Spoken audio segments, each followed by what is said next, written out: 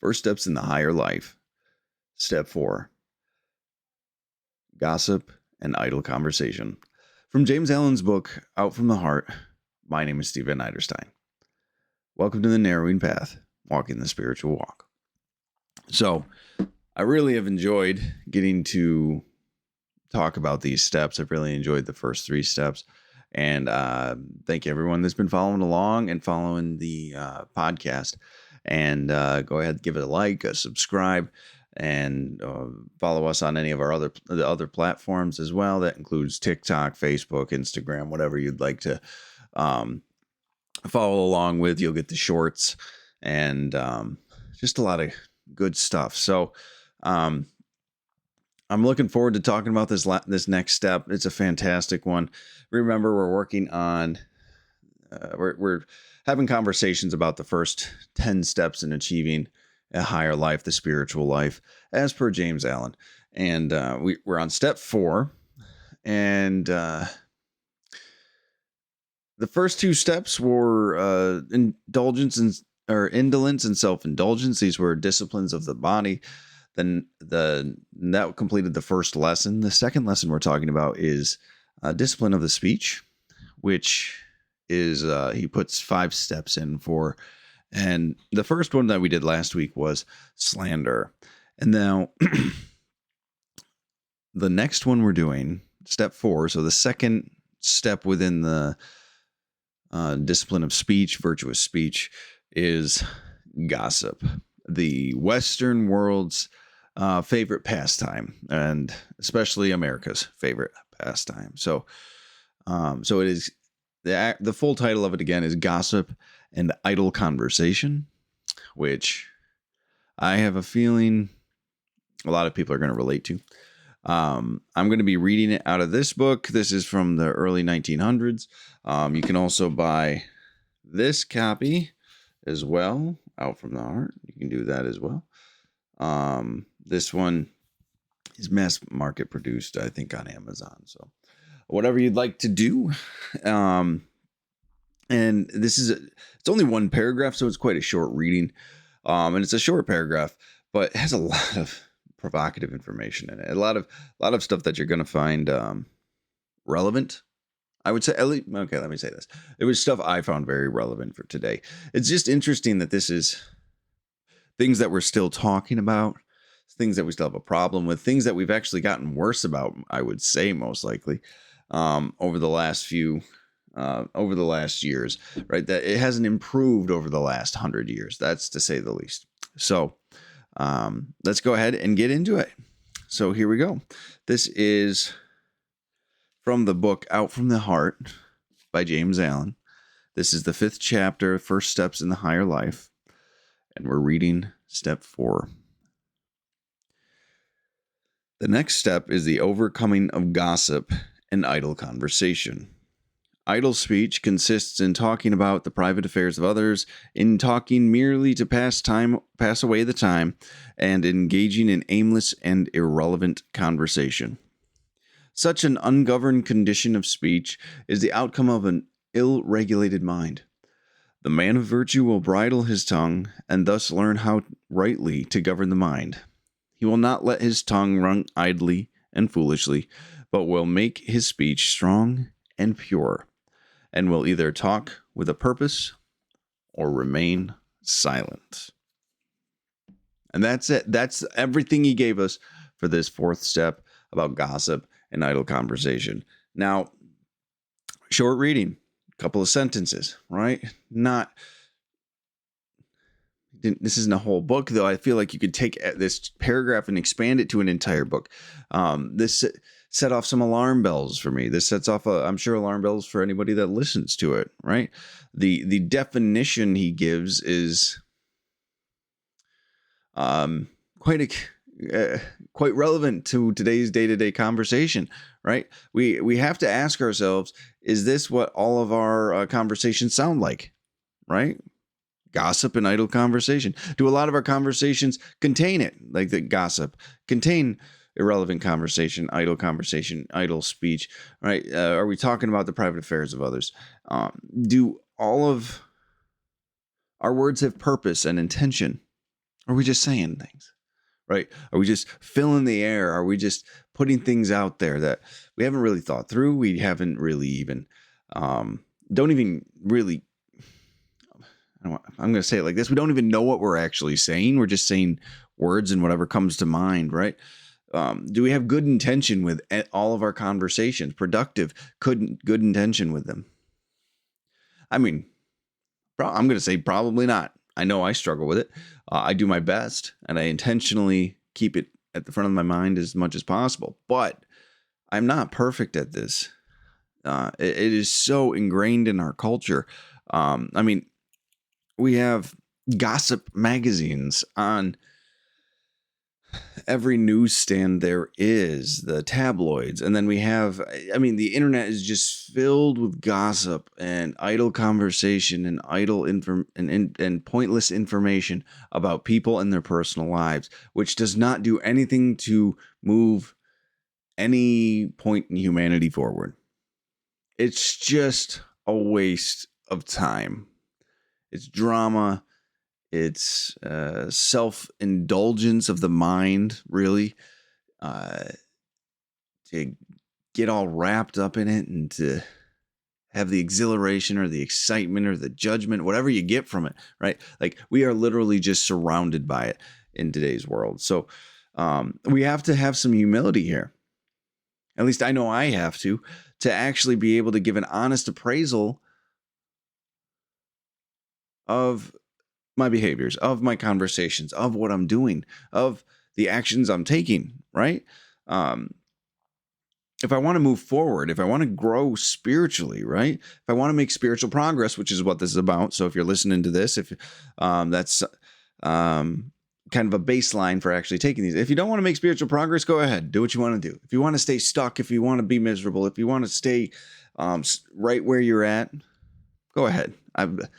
I can't force anyone to want to grow spiritually. I didn't want to for a very long time. It took a lot of pain for me to be willing to actually even entertain the idea. So totally understand. But if you want to grow spiritually, if you want to move forward, if you want that growth of your soul, you're going to have some humility and some, well, more so some honesty about what your conversations entail, about what your conversations look like. And this is one that people enjoy so thoroughly that people do not want to do this, that people do not want to let this go, that it makes people feel relevant, makes people feel like they're in the know, that there's somebody, right? It makes people feel less anxious. We use words to calm our own anxiety, right? So a lot of people are and will be hesitant to actually implement this step, to let this practice of gossip and idle conversation go. You know, you got to really ask yourself, do you think gossip is bad? Do you think idle conversation is bad? Just filling the space between a bad thing. Remember, be honest with yourself, or you won't be able to change it.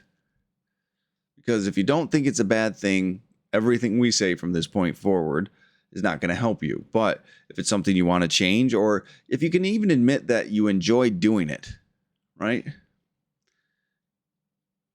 And you're struggling with understanding why it's a bad thing, that's at least a place to start.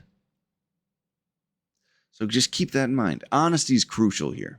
So let's go ahead and let's dive into this first sentence of it here, the paragraph. The next step is the overcoming of gossip and idle conversation. Now, I believe he grouped these two together intentionally, of course, because really gossip is idle conversation. Gossip is a form of that, and I believe he just wanted to highlight gossip in and of itself because it is so common, right? He didn't want there to be any question about whether this included gossip or no.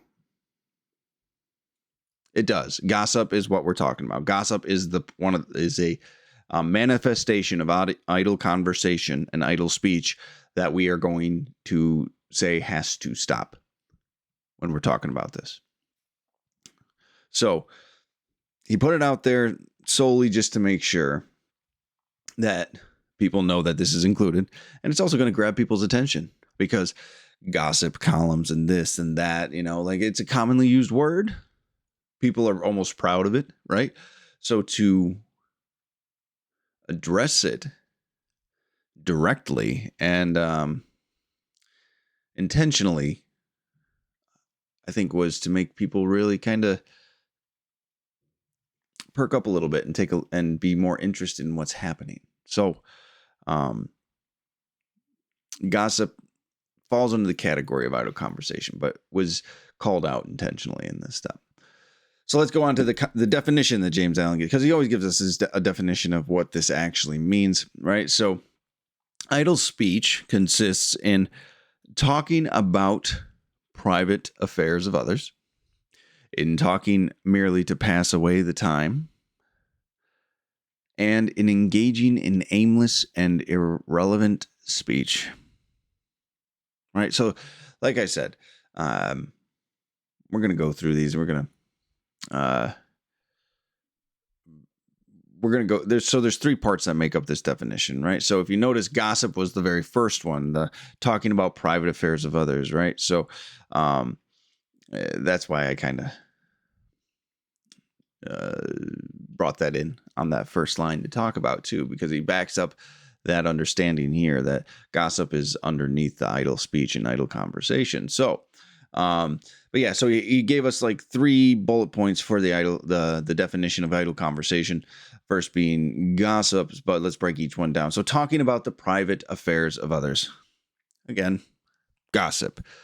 Our favorite thing in the Western world, gossip. We'd like to talk about anyone but ourselves, especially our own character defects. We want to just talk about everyone else's and what everyone else is doing because we like to be distracted.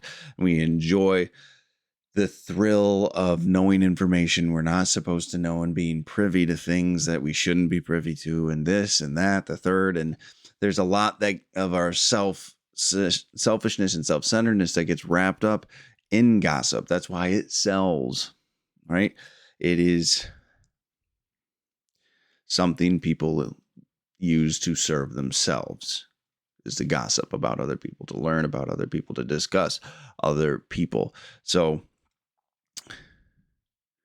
and that is the discussion of other people's private lives. Now, I'd like to point out as well, he does not say any words like negative affairs of other people's lives. He does not say unfortunate affairs of other people's lives. He says private affairs of others. All private affairs of others is gossip. We like to justify things with like, well, I was only talking about the good things that was going on, or positive things, and this and that, the third. That's still talking about somebody else. That's still having conversation that is not really doing anything.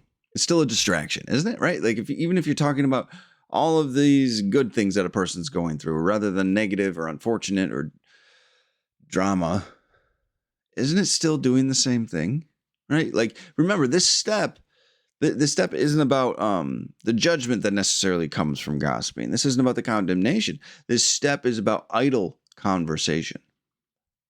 This step is about pointless, unproductive conversation. Any gossip is unproductive because you're not actually talking about anything that's going to make an impact. You're not talking about anything that's going to move something forward. You're just passing time and talking about drama, even if it's positive drama for an individual.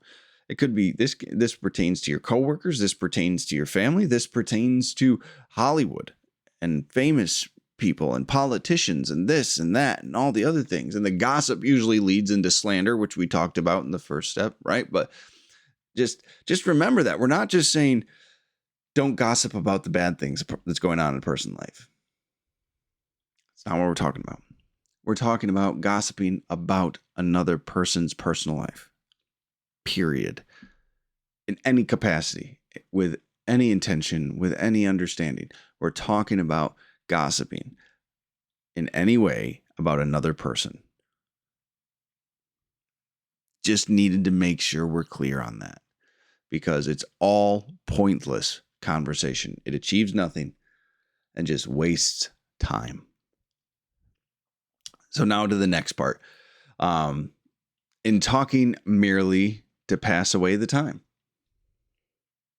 Again, this is all pointless conversation. This is not just gossip talking about other people's personal life, but he's saying pointless talking merely to pass away the time. So you're just talking about whatever just to get through the next hour, just because you're waiting for something to happen. So you're just going to engage in pointless, unproductive conversation. Small talk, right? Small talk falls under this category. You start talking about the weather. No one cares. No one cares about the weather. No one cares about what's going on. You're just filling space. You're just passing time. It is a pointless conversation to actually be engaging with, right? So small talk, extended small talk, which usually turns into gossip because that you can only go so far with that, right? Like, if you're just making stuff up to talk about to pass time, there's better ways to spend your time. It doesn't mean you shouldn't have a conversation, but you can have an intentional, pointed conversation that's productive and moving towards something. Or you could go take actions and do something you're supposed to be doing. Or you could even just meditate. Anything is better than just having a pointless conversation that moves nothing forward, that just wastes time. Time is the most precious commodity we have. And to waste any of it by just having pointless conversations that are not bettering your lives, that are not helping you clarify things, that are not giving you an understanding, that are not moving you towards the target, what's the point? Why would you waste that time? It's something that we don't necessarily think about, or at least I didn't necessarily think about for a long time, how I would just engage in conversation with anybody about anything just to do it.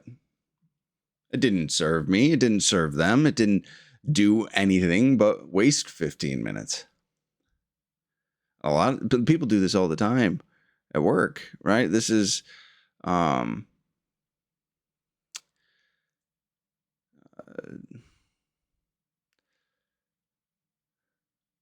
problem many people have. And they do it to intentionally distract themselves sometimes, right? This is sometimes just a side effect of people not wanting to do what they have to do, and I understand it, but it's still, this rule still applies to that. This condition still applies to that. This step still says, whatever your reasoning is for doing it, wasting time, putting things off, not taking on new tasks or challenges or whatever it might be, we need to stop that. We absolutely need to stop that. Find something productive to do. So now we're moving on to the third part, which is and engaging in aimless and irrelevant conversation. So this is pretty much just to cover the rest of it. So don't talk about other people's personal affairs, regardless of the condition of the affairs you're talking about. Don't just make conversation to pass time, to get through things, right? Be intentional with what you're doing. Take advantage of all time made available to you. Don't just waste time by pointless conversation, right? And then just any other time where you'd engage in aimless and irrelevant conversation, right? So this covers all the rest of it. Some specific examples that Alan gave some specific examples in the first two parts, but this is like the umbrella to say anything that just, any type of conversations that's just happening because people want to waste time. People want to just not do something else, or people want to just feel cool or included, right? It's not where we need to be. Like, this means we have to just stop with these deep dives into stuff that don't matter. Right? I do want to say, though, we like the normal social pleasantries and politeness should still apply, right? The general, hey, how you doing? Everything good? What? All that kind of stuff. That's fine, right? We're not talking about just a polite interaction we're having. It's the stopping for 10 to 15 minutes to have a conversation that was unnecessary and achieved nothing just because we don't have boundaries to appropriately manage those things, right? So, no unproductive, unnecessary conversation. That's the umbrella that this third piece of the definition really gives us. So now let's go to the cause, because he always gives us the problem, the content of the focus of the step. That's a better way to say it. Then he gives us a definition, and then he gives us where this problems come from, right? That where this why this focus, why this condition that we're focusing on occurs. So, such an ungoverned condition of speech, so idle speech, idle conversation, gossip, is the outcome of an ill-regulated mind. That's kind of a heavy statement, isn't it? Because I feel like it's a heavy statement because there's so many people today that engage in this.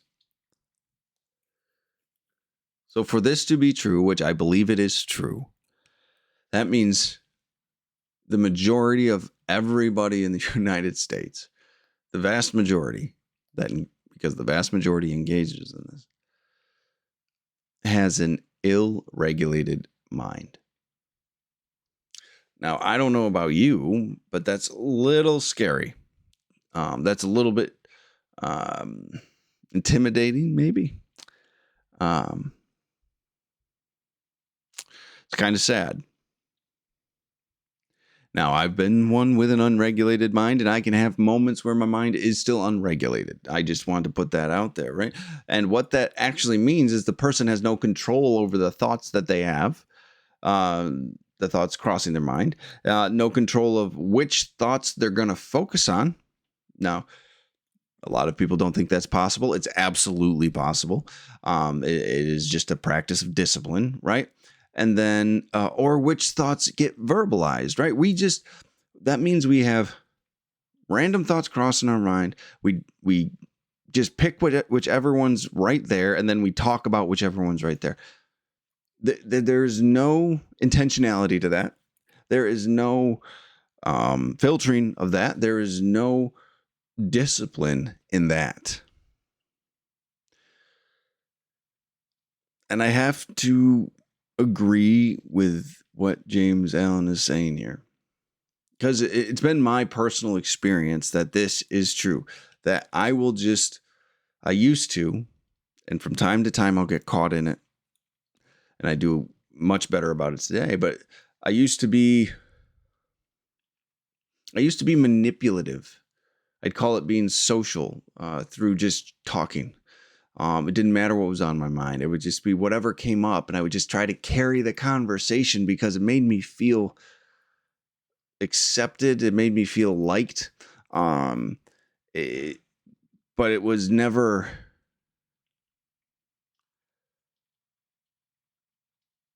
a healthy thing. My mind was never sorted out. My mind was never organized healthily. It was never, I didn't even know I could do that, right? So in my experience, idle conversation is directly linked to an ill-regulated mind, which is kind of humbling to say, I guess, because in the past, I used to take very high stock of put very high value of my mind and this quality of it or that quality of it. And when it was brought to my attention that it was ill-regulated, that I had no control over it, that I couldn't direct it, that I couldn't intentionally use it.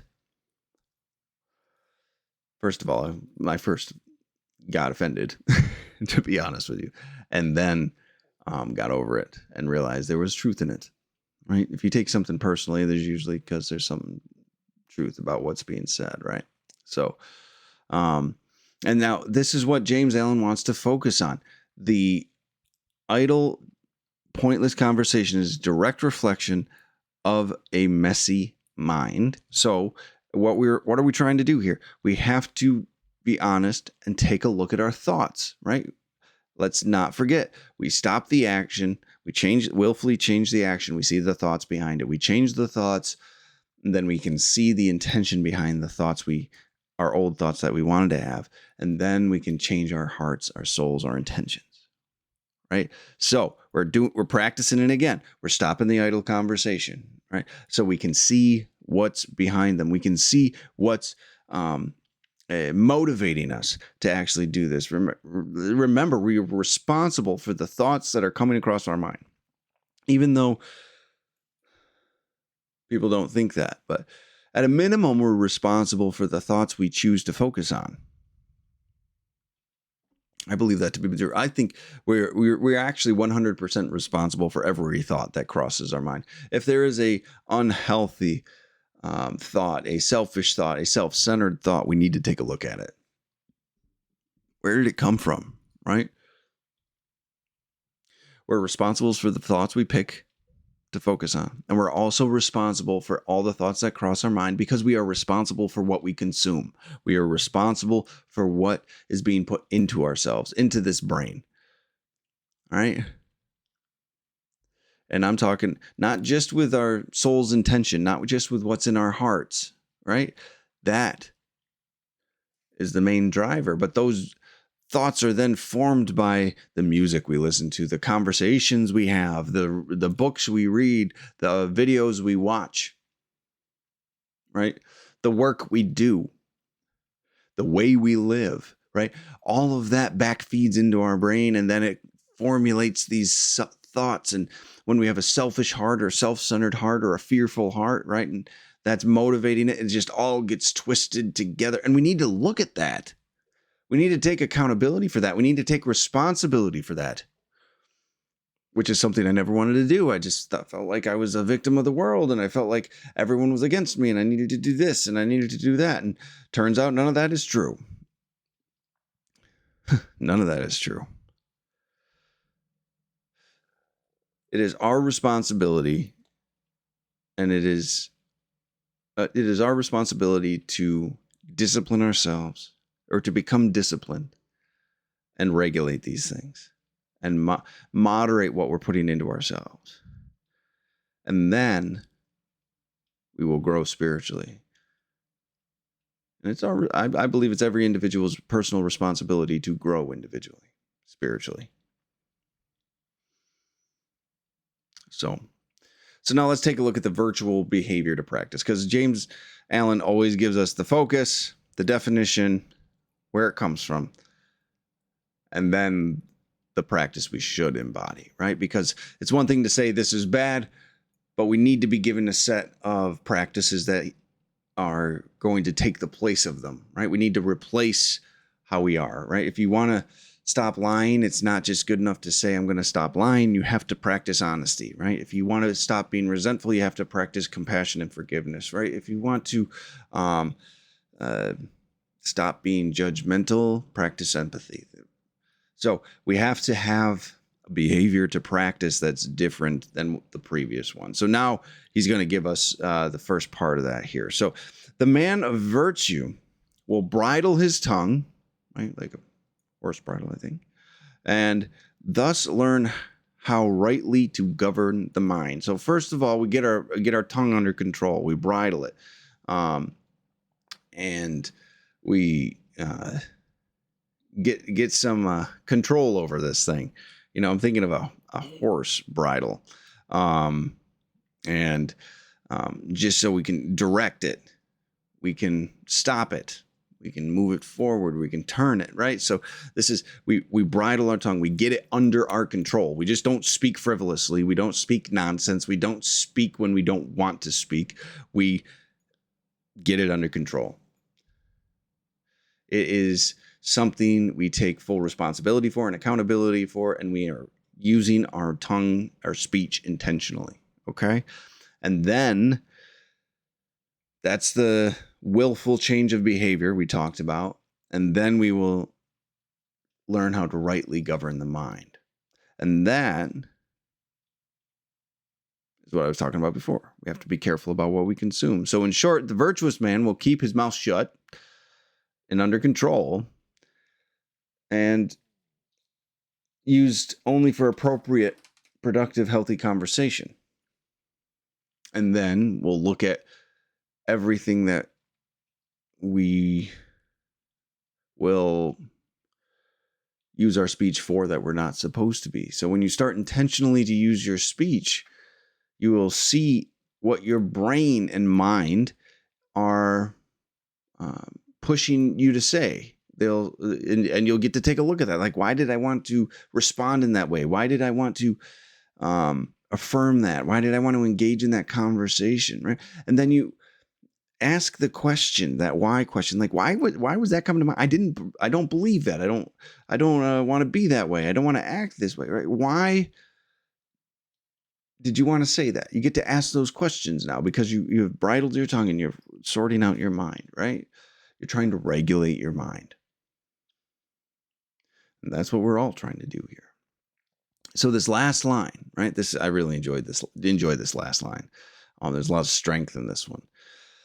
He will not let his tongue run idly and foolishly, but he will make his speech strong and pure and will either talk with purpose or remain silent.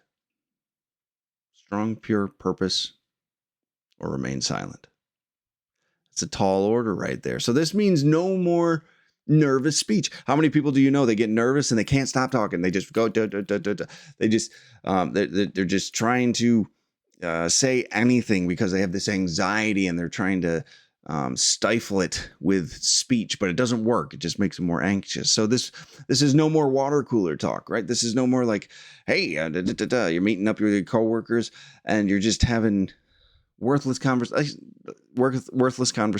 Again, I want to say there's the normal pleasantries are obviously okay, right? Because that's socially appropriate. But the people that just hang out there and just want to BS all day and they want to just talk crap all day about nothing.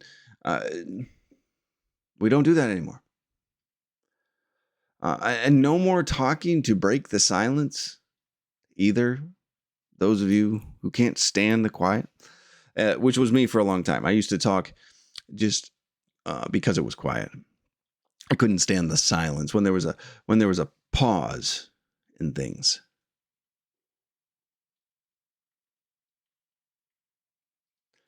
I couldn't stand it.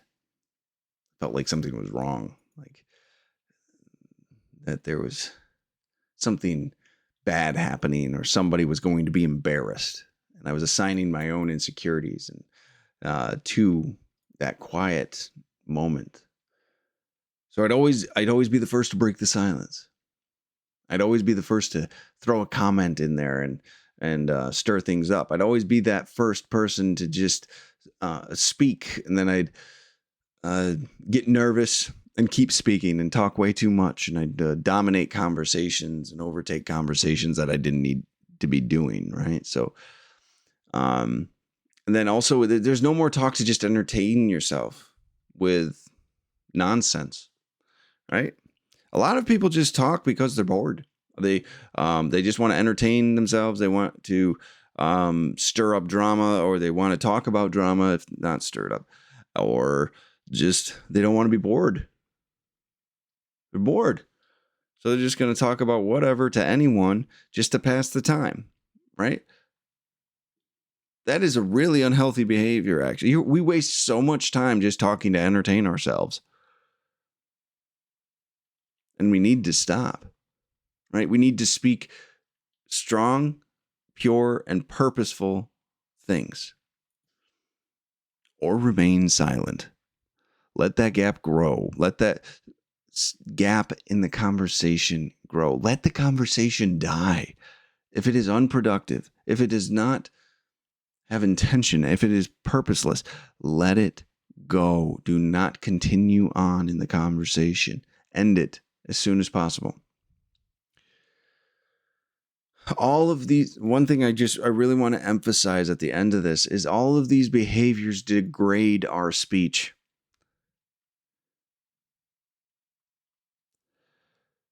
The more pointless conversations we have, the less impactful our words are. We need to remember this. There's so much noise out there. There's so much content out there. And some might call me a hypocrite for saying that. I get it. I don't believe so. I'm doing this with a very pure intention and purpose to give people awareness of the same things that have helped me in my spiritual growth in my life. So, but I can understand the other point. But there's been so much information and so many conversations and so much language put out there and so many words and so much idle speech that we've lost an understanding of how impactful our words and our conversations and our statements and our conduct can be when delivered with intention, when purposefully articulated, when thought out and understood, when we give some quality to what we're putting out in the world, right? We've lost that. We've lost how impactful that can be. We've lost respect for the power of our words. And we take it for granted that we have the freedom and ability to speak. I'm talking about freedom of speech if you're in a Western world, or just the freedom to be able to communicate verbally in general, even if you don't have a freedom of even though you might personally not have guaranteed freedom of speech, you still have the freedom to communicate with each other, right? There's the ability to verbally communicate. It's obviously so ingrained in us, we take it for granted and we forget it is such a blessing and such a gift to be able to have. And to frivolously abuse it is heartbreaking. It is, we abuse the privilege in some ways. Many ways, actually. Very often, we abuse the privilege.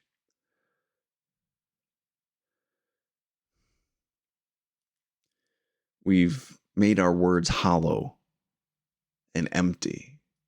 We've stopped speaking with honesty, with integrity and purpose, and we've stopped speaking to achieve something or to make progress for something good, for something righteous, for something virtuous. We've used our speech for selfish, self-centered things for such a long time that we forget the power that the words we say hold, that the statements we make can hold. A lot of us just talk to just hear ourselves talk at times. We like the sound of our own voice. We want to feel important. It satisfies our ego, but we degrade ourselves again. We bring down the quality of us in this way. We rob ourselves of opportunities. We let ourselves be disregarded because we so loosely speak. Alan uses the term, or uses the descriptors, strong and pure, which means what we say has to be thought out and articulated and rooted in pure intentions, rooted in goodness, rooted in love. This means it is not selfish. It is not self-centered speech to serve you in a purpose. This means it is selfless, loving, truthful. It has purpose. It has an objective. It is intentional speech. It is spoken for a reason, to achieve something.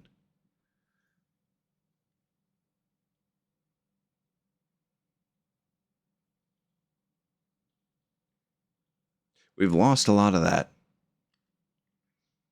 Everyone's screaming at the top of their lungs that their opinion is the most important thing.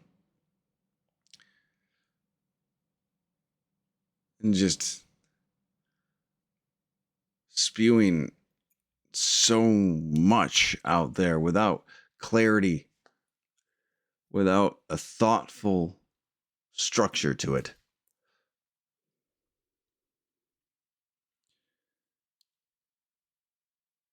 And even the ones that have a message that really should be heard and understood or considered, they've lost their ability to be heard and understood and considered, because they've drowned out their own message.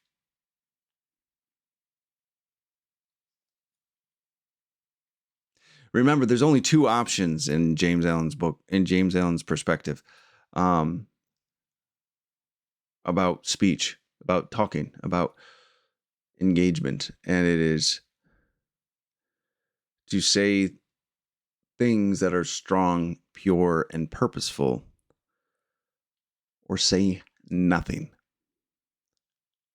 Keep your mouth shut. If it is not going to add in a productive way to the conversation, do not say it. And if it is not going to be rooted in a selfless,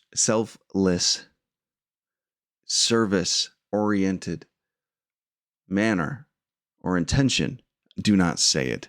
If it is not going to accomplish something, do not say it. If it is not virtuous speech, do not say it. If it is not of the utmost moral quality, do not say it. It is that simple. There is a lot of checks. There is a lot of requirements to be able to speak and to give the words we say the appropriate respect, to give the language we use the weight it deserves. I feel as though this is a lost art today, and I am no scholar. I am no exquisite user of the English language. I say way too much to ever claim that. But I do put effort into this. I do care about what I'm saying. It matters to me what the words I'm saying are intended to do. And I practice this to the best of my ability as often as I can. I have to tell you that gossip and idle conversation is practiced so much around us that sometimes I just fall into an old behavior. I won't even realize it's happening sometimes until I stop.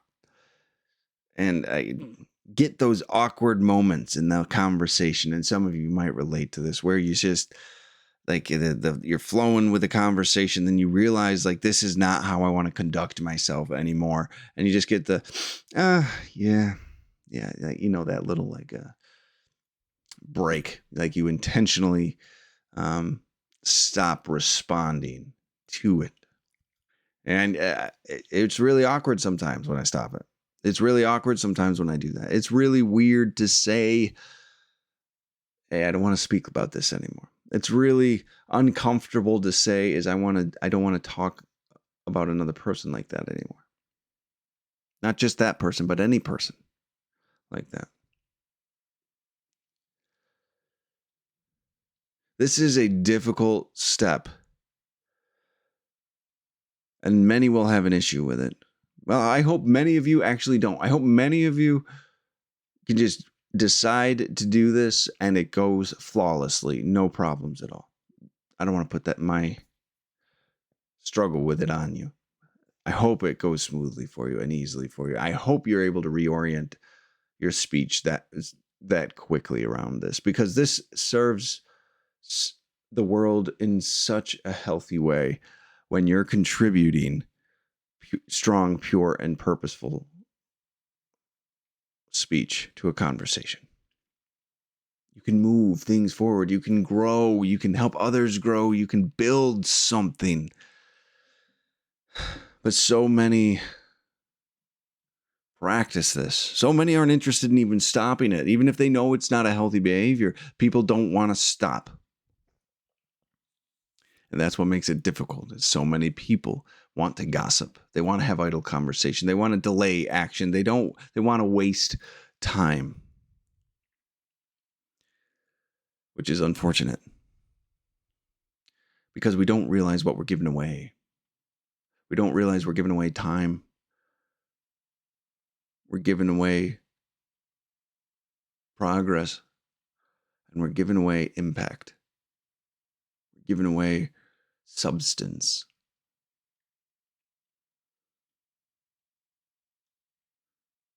And the realization of that, because of this book,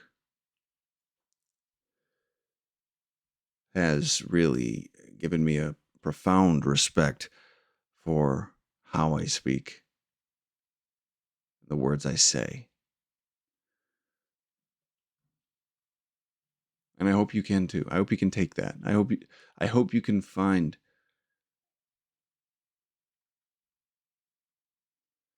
strong, pure, purposeful words. Because it feels solid when you can. It feels like a foundation. It feels real instead of hollow and shameful, which is how I used to feel after conversations. You had to kind of wipe the conversation off of you and just knew you shouldn't be talking like that. And if someone had heard you speak about that, or if the person you were talking about heard the conversation, you would be horrifically ashamed of it. You know, we talked about in slander last week, do not say anything about anyone that you would not say to them. That goes for this as well. Just remember that. So that brings us to the end of the fourth step, though, for the gossip and idle conversation. Powerful step, little paragraph, powerful step. A lot of great information, a lot of really great principles that I care about, that brought up it reinvigorated a lot of things for me. And so I'm really grateful to be going through this with y'all. And I hope y'all enjoy it. And I hope your speech going forward will be strong, pure, and purposeful. And next week, we will be going through step 5, which is about abusive and unkind speech. Probably a lesson many need today. So, thank you all for joining me. Until next time, thanks.